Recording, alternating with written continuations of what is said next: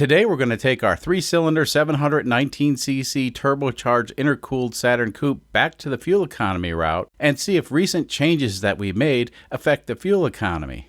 And then we're going to modify the transmission with a new set of overdrive gears, and we'll see if more overdrive helps or hurts fuel economy. Now, before we get started, I really have to mention once again that we didn't build this car for fuel economy. This fun project's focused on getting a tiny diesel engine to get a car to go as fast as possible. As a matter of fact, all our small engine projects are about improving the performance of the engine in order to go faster. Anyway, as it turns out, the little diesel engine that we're using is able to get insane fuel economy, so for today's test, let's see what this car is capable of. For all the new viewers and as a reminder to our regular viewers, well, if this car is driven with no effort made to economize, you can expect about 59 miles to the gallon. Meh, that's pretty good, but in a recent test we drove the car between 45 and 50 miles per hour and focused on the exhaust gas temperatures. The goal was to keep the exhaust gas temperatures as low as possible while driving the car slightly faster than a moped. Well, the car got a remarkable 73 miles per gallon, and that's pretty good, but not very practical. At least here in the US, driving that slow is annoying to other drivers and somewhat dangerous. I guess in other parts of the world where the speed limit is lower, this type of driving is normal to some degree. Anyway, 73 miles to the gallon is the best we've managed so far, but it's possible we can do better, and let me explain. In the previous episode, we gave the engine more boost and more fuel to help the engine accelerate this 2,034-pound car up to 60 miles per hour a little bit faster. And sure enough, we set a new record and got the car up to 60 miles per hour in 26.73 seconds. Yeah, not exactly quick, but it was an improvement. Anyway, after that, we disconnected the exhaust system about 1.5 feet from the turbocharger, and the idea was to see if less back pressure would help the car accelerate faster. Well, things didn't work out, and the car was a fraction of a second slower. However, the exhaust gas temperatures were a lot lower, which I personally found interesting. Anyway, when we squeezed 73 miles to the gallon out of this car, we focused on both speed and exhaust gas temperatures. Now that the exhaust is disconnected and we have lower exhaust gas temperatures, well, I wonder if that will help with the fuel economy. And there's only one way to find out. Now we're pretty much ready to go, and we only need to top off the fuel tank and check the air pressure in the tires. For this test, we're going to be running 45 psi in the tires, which is a reasonable amount of pressure. Now I do read the comments, and some of the folks are saying we should put the wheels from the Honda Insight on this car. You see the bolt pattern is the same, and even the threads on the lug nuts are the same. So let's take a look. Well, the Honda wheels are a bit smaller. That changes things, but it's not a deal breaker. It turns out the deal breaker is, even though the Honda rims have the same bolt pattern, they won't fit the Saturn hub because the hole in the center of the Honda rim won't fit over this protrusion on the Saturn hub. So yeah, the rims will bolt up, but the wheels will wobble and likely fall off the car. So that's a no-go. And just to get ahead of the comments, nope, I'm not going to modify the Honda rims to fit the Saturn hub, and I'm not going to transfer these very expensive Bridgestone RE92 low rolling resistant tires to the Saturn rims. So I'm afraid we're out of options and we'll have to do our fuel economy test with the tires that are already on the Saturn. Oh, so two more things. Yep, we duct taped the silly hood scoop to the car, and that'll direct air to the intercooler, so we can expect the air charge temp to be about 10 degrees above ambient, and right now it's 61 degrees Fahrenheit. And that'll make the compressed air at the intake manifold about 71 degrees Fahrenheit. Now the other thing that we're going to do that will upset some folks is, I'll be driving the car with the windows open. Yup, I realize it makes a difference, but keep in mind the interior of this car stinks like diesel fuel, and we're running the car with a disconnected exhaust pipe. There's no way this car can be driven with the windows closed. Well, I guess it could, but the car would end up in a cornfield when I pass out from the fumes. Meh, let's not do that. And we're off. So on this 100-mile journey through the back roads of rural Kansas, I'm going to keep my eye on the MADMAN EMS3 and monitor the exhaust gas temps and try to keep them as low as possible. Unfortunately, that means with the gauge mounted on the dashboard, you folks won't be able to see any of the data. Don't worry, once we complete the test, I'll move the EMS3 so it can be properly filmed and we'll reshoot the test. And through the magic of video editing, I've already finished the test and I know the results. If you click on the like button, I'll tell you the results in a few minutes. But first, I want to show you a short portion of the test with the EMS3 data. Now, to be fair, this section of the video is not 100% accurate, and the reason is I can't see the gauge because I moved it so the camera would have a clear view. The good news is, I just spent 2 hours driving this uncomfortable pile of crap 95 miles, so I'm somewhat familiar with what the engine wants, and I can more or less do this blindfolded. So over here is the exhaust gas temperature, and my goal is to keep it as low as possible while going as fast as possible. When it comes to the exhaust gas temperatures, the range I focused on was between 480 degrees Fahrenheit and 550 degrees Fahrenheit. Now naturally I exceed that range when accelerating, and occasionally, possibly due to fumes and complete boredom, I lose track of things, but overall I did manage to stay within the guidelines long enough to make a difference. The speed on this test kinda stayed between 50 and 53 miles per hour, which is decent but still annoying to other drivers. Also, when you watch the exhaust gas temperatures, take notice that the boost is pretty much nothing. We only get a brief bump here and there, and that's mostly during acceleration. The Saturn MP3 close ratio transmission that we mated to the diesel engine is almost a perfect match for the power band on this little engine. The transmission, of course, is a 5-speed with an overdrive in 5th. In today's second experiment, we'll be swapping the overdrive gear set to provide a more radical overdrive, which may or may not help with fuel economy, and that'll certainly be an interesting test.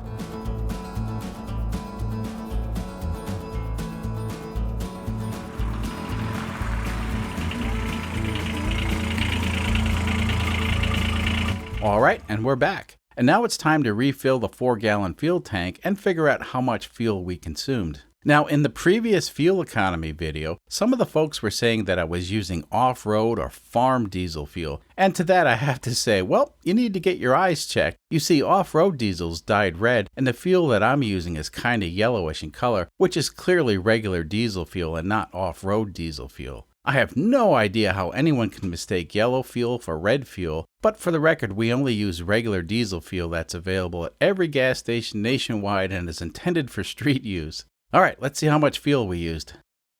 So it turns out the engine consumed 4.65 liters of diesel fuel, which works out to be 1.228 US gallons. And we went a total of 95.2 miles on the back roads here in rural Kansas. Now this time around, the speed was a bit more reasonable at 50 to 53 miles per hour, which wasn't so bad. So after doing a bit of math, we discovered our dilapidated Saturn coupe got a mind-bending 77.52 miles per gallon. Now that's pretty good, all things considered. Wait, what am I saying? That's phenomenal. Anyway, it wasn't a perfect test for some people. You know, the windows were open, and some would say the exhaust is still too restrictive. But before we invest time and money in changing stuff, we did this experiment, and in the future we'll make changes. But keep in mind, before we can determine what works and what doesn't, we have to do experiments. And today we found out that, indeed, with the exhaust disconnected, the fuel economy is better. So next week we'll modify the exhaust so it's less restrictive, and we shall test again. Speaking about experiments, let's see what happens when we modify the seemingly perfect MP3 transmission with a more radical overdrive.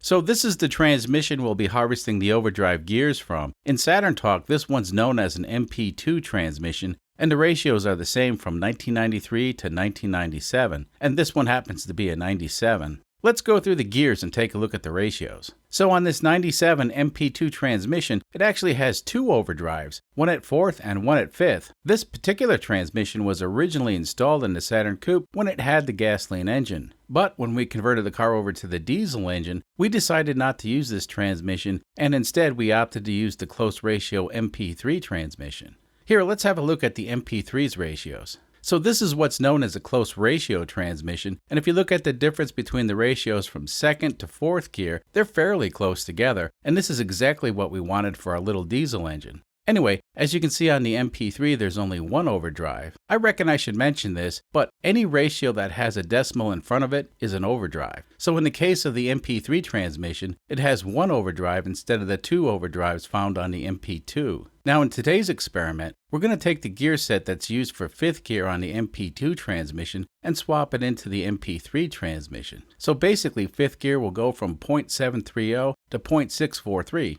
It may not seem like a big difference, but it is. Now this is all very sketchy, and the outcome is not certain by any means. I mean, just doing the simple math, you may think this is a better deal, but this overdrive will lower the engine RPMs considerably, and a little diesel engine may not be able to generate enough power to keep the Saturn at the speed we're focused on. And just as a reminder, we're testing the fuel consumption between 50 and 53 miles per hour. Anyway, let's try it and find out if this is a good idea or a bad idea. So the gear set that we want to harvest is conveniently located under this aluminum cover, and it's actually really easy to get to. So let's zip the cover off and take a look. Alright, and as you can see, the gears are easy to get to, and this whole operation can be done without dismantling the transmission. Over in the Saturn community, the fifth gear swap is a common modification and generally takes about a half hour to do, and it can be done with the transmission still in the car. I'll show you that in a minute. So to harvest the gears, we'll need to pull a clip from here and then use the impact driver to undo these nuts, and the gears will slide right off the transmission.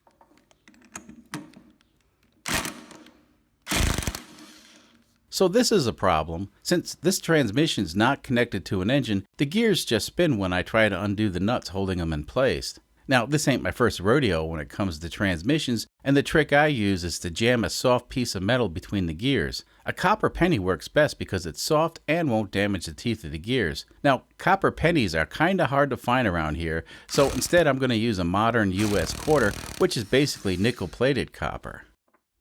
Off camera, I already loosened the other nut using the method I just described. Now we can remove the clip that holds the fifth gear shift fork in place. This stack of parts will now slide off the transmission, and obviously it's important to keep everything in order.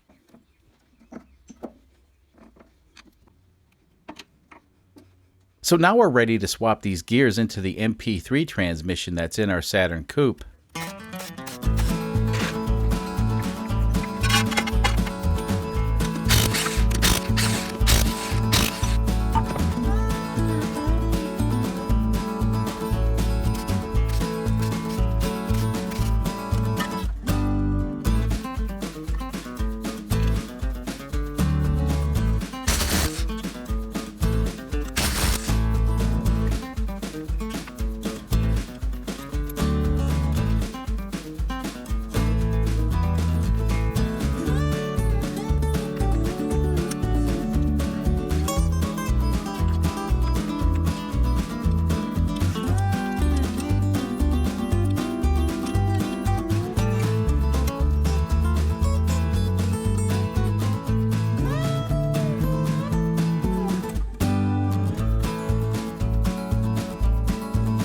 Before we finish, I'll lightly torque these nuts and confirm the transmission will shift into fifth gear. Yep, fifth gear works as expected. Now I don't know, nor do I care if using an impact driver is the right tool for this job. I use it because that's the way I do stuff. I'm sure someone will disagree with my methods, and that's fine. Now, getting a replacement gasket was just too much of an effort for me, so I made my own gasket out of quality gasket material that Velcro sells.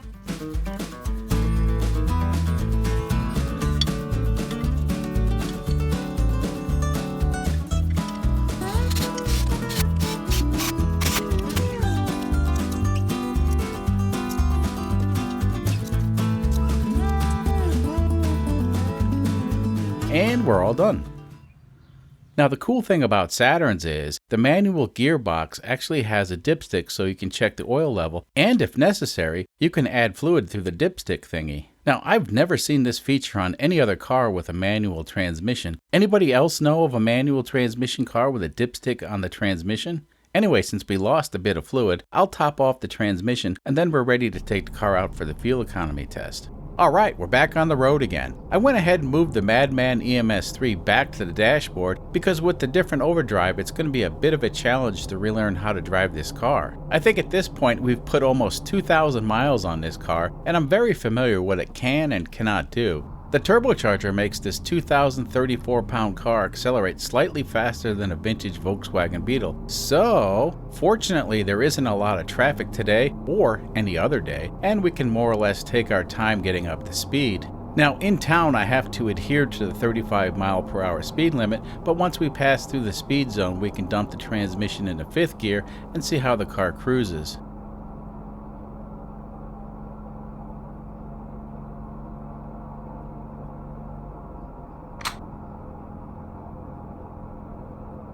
Well, this is going to be a long day. I can tell already the engine isn't happy, but let's see if we can find a sweet spot. So far the engine doesn't like this new overdrive, and I can't seem to keep the exhaust gas temperatures in the zone. And since we're just cruising, the turbo isn't generating any boost to help the engine develop the torque it desperately needs.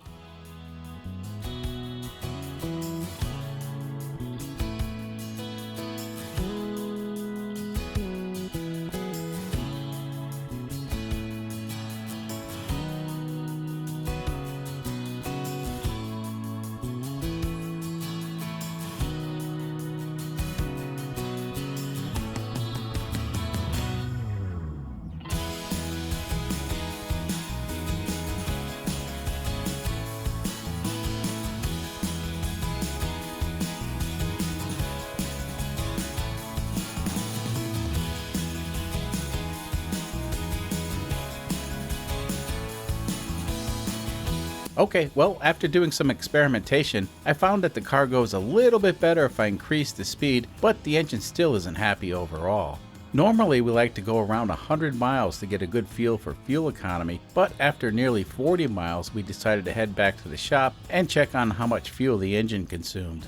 I would say overall the car's not happy, and this overdrive modification isn't the right direction we need to go. You know, at this point I'm not sure if it's helping or hurting the fuel economy, but the taller gear set makes the car difficult to drive, and to me that's more important than fuel economy. Well, I tried to make it work, but after 40.9 miles we consumed 0.607 gallons of diesel fuel, and that works out to 67.38 miles to the gallon, which ain't half bad, but it's certainly less than the 77.5 miles to the gallon that we got before we modified the overdrive. So this was an interesting experiment, and the results speak for themselves. Now the good news is, it only takes a half hour to swap the overdrive gears back, and the Saturn Coupe will be a happy car once again. Now this experiment wasn't a total loss, we learned some stuff, and now that I have an extra set of overdrive gears, I reckon I'll swap them into the Saturn Crew Cab, and if anyone's interested, we'll do a video on that one. I would like to thank you for taking the time to watch us do stupid stuff, and keep in mind, even though we didn't build this car for fuel economy, next week we'll be doing some more questionable modifications to the engine to improve the fuel economy, and perhaps we can squeeze 80 or more miles to the gallon out of this dilapidated Saturn. So please consider subscribing because you won't want to miss out on our shenanigans. Until next time.